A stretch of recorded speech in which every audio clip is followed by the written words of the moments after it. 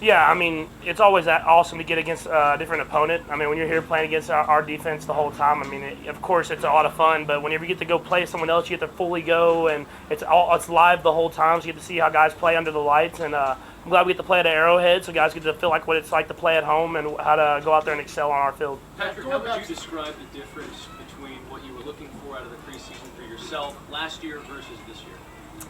Yeah, I mean, I'm always going to try to go out there and be successful. Last year, I mean, it was just a little bit newer to me, going out there and trying to figure out what we're doing. And with limited plays, and still trying to be productive. But now you have that full understanding of how to have success and how to take what's there. And knowing that you might not have your full playbook at disposal, but you can go out there and still have success on the field. Pat, going back to yesterday's practice, you remember those couple of those jump ball catches that Tyreek made?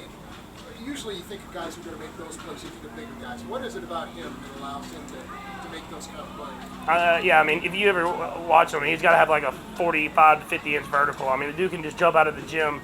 And so when you know you have a guy like that, I mean, for a small guy, he's really muscular, so he uses his body well. And so I just try to put it up there and give him a chance to make a play, and he was out there making them like he did all last season. Are you at the point with him now where you'll throw it up there to him knowing he's going to go get that ball? Yeah, I mean, I have a lot of trust in all my receivers doing that. You see me do that with Kelsey a lot. You see me doing that with Sammy a lot. I do it with Tyreek. I give them chances. We got a lot of guys that have very strong hands that can go out there and make plays. And so I'm going to put the ball out there if they're in one-on-one coverage and let them go make a play. Patrick, what do you find to be most encouraging competing against the defense this year?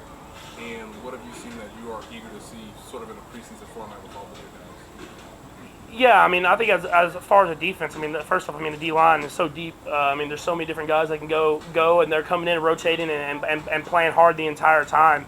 And then, I mean, just the different coverages that the defense is showing. I mean, I think it's really going to be hard for offenses to kind of get a beat on what they're doing. And I know they're not going to be able to show all of that in the preseason, but just seeing them going out there and competing against everybody, they're going to compete the entire time. From your eyes, what do you see them improve on most? Because obviously defenses can't really do much until you get the pads on. Now, having 2 weeks of that, what have you seen them sort of improve on? I think the assignments are the biggest thing. Whenever they do a certain type of blitz, they're getting to where the coverages need to be at. They're not leaving vacant holes. They're not letting plays bust and stuff like that. And I think that's due to the leadership that they have back there. Guys are really taking accountability for knowing every single position on that defense. And so I think that's the biggest thing is assignment. They're being assignment sound. They're doing exactly what the coaches are telling them to do, and it's working.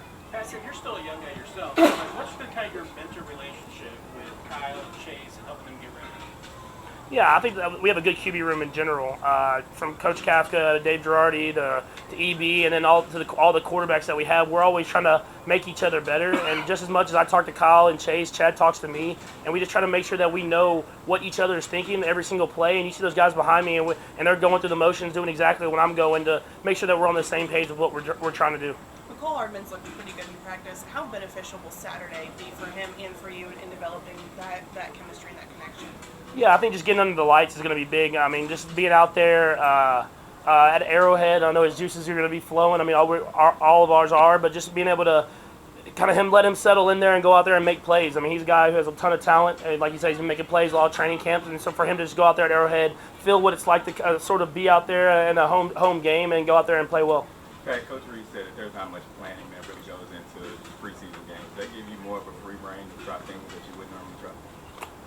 I usually try a lot of things anyways, but no, like you said, it's a simplified game plan, of course. We're going to run what we run, and my goal is to go out there, have a successful time out there, and go out there and just keep playing and keep trying to score as much time as I can. Along the lines of trying things, do you think the receivers and running backs and tight ends have caught up to the no-look throws? Is that pretty down pat right now? Yeah, I mean, they're always just alert. I think that's the biggest thing in this offense, not necessarily even with just no looks, but just when I'm scrambling or when we're going through the read, there's never a dead route. Everyone has to stay alive, and we make a lot of money when we're kind of extending plays, and so they know to always be ready for the football, and that's transitioned into this season as well. We've seen the behind the back as you're warming up. Is that a possibility that, and there would be a scenario in the game where you potentially could use that? We'd have to be winning by a lot and have to be late in the game, so I'm gonna probably try to not do that one until we're winning by a lot maybe and I'm messing around, but it's something that I'd rather not try in the game.